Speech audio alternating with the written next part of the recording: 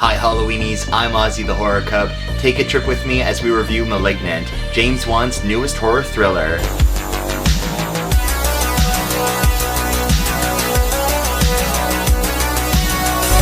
First of all, didn't know Seattle had an underground that the city was built on top of. James Wan, you've taught me something new already. Of course, this movie is Malignant. It's James Wan's newest horror film. James Wan is the brilliant director behind The Conjuring, Insidious, and the first Saw movie. He knows how to frame his movies and build suspension, and I'm all in for James Wan making a new horror film. So when I heard about this one, I was all on board for it. Starring Annabelle Wallis as Madison, aka Emily, this movie is going to take you on a roller coaster, and you're either going to love it or you're going to hate it. There kind of is no in between with this movie. Look at this film and you're gonna say this is either a crazy good time and I'm here for it, or you're just gonna say, ooh, choices. Choices were made in this movie. Sometimes it's gonna pay off, sometimes it's not. But she portrays the character of Madison. Madison is involved in this domestic abuse partnership. She's about to lose her baby. Things go down, her husband taken off, and immediately we're in this moment where we're thinking, is this a ghost? Is this a demon? Is there something darker that's going on? Because the movie opens up with this kind of mental asylum, and they're talking about the Simion Research Facility, and they're talking about Emily, and they're talking about getting rid of this cancer. So we're trying to figure out what happened at this mental asylum. And let me tell you, the events that happen in that insane asylum, yikes. This movie to me reminded me of the ending of Harry Potter and the Sorcerer's Stone, or Philosopher's Stone, wherever you are in the world.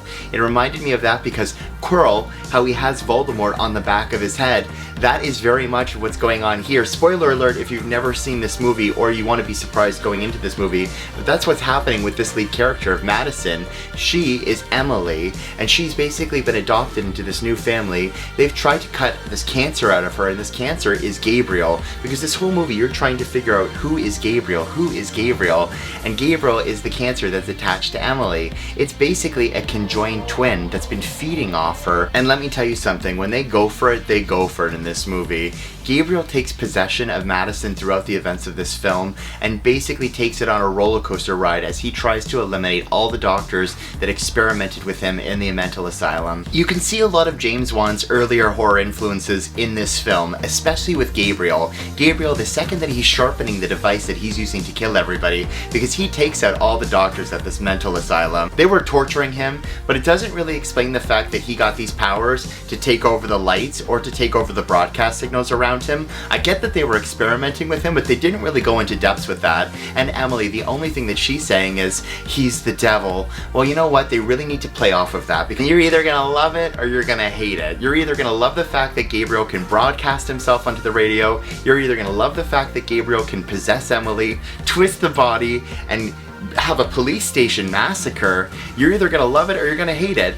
I was on the fence the majority of this movie. I was sitting in the movie theater, kind of stunned. I was thinking to myself, I love a good James Wan movie. I'm here for it. The Conjuring is one of my top 5 favorite horror movies. So I'm sitting there watching this film go down. I'm seeing a lot of James Wan nuances throughout the film, like as Gabriel is sharpening the blade that he's been using to kill all the hospital doctors with, which is an award that one of the doctors had previously won. It's very reminiscent of the Insidious movies and the red-faced demon and how he was sharpening his nails and the fingertips. A lot of the smoke that you see within the movie, a lot of this movie is lit beautifully. A lot of the smoke is so reminiscent of the Insidious or of the Conjuring films, or how the house is framed with the light backing onto it. James Wan understands lighting. It's very giallo in that concept. He understands Italian Gothic horror, and that's what this film kind of is. It reminded me of Basket Case, or like an early 90s film. It's really played up to that extent. So if you can get behind that campiness of it, or you can go in with kind of no expectations into what this film is, it could blow you away. For me, I'm gonna give this film a 6 out of 10. I love James Wan. I love the acting in this film. I thought the camera work was incredible. There's this scene where Madison is running throughout the entire house, and the camera is panning upwards as she's running, but it almost looks like a dollhouse because of how the camera is gliding from room to room as she's running through it. There's nothing that James Wan couldn't have done to make it a better film. It stands as either you're gonna love it or you're just gonna think, ooh, it jumped the shark. For me, I think at times this movie jumped the shark. What I would have done would have been totally different. They tried to cut the cancer out. They tried to suppress Gabriel. They tried to cut as much of him as they could, and what they couldn't cut away, they had to shove into Emily's head. Emily then becomes Madison. She doesn't realize she's having all these problems until that abusive incident happens between her and her husband. Bam, Gabriel is awakened. But don't worry, she knows how to put him back for later. Could this film spin another franchise for James Wan?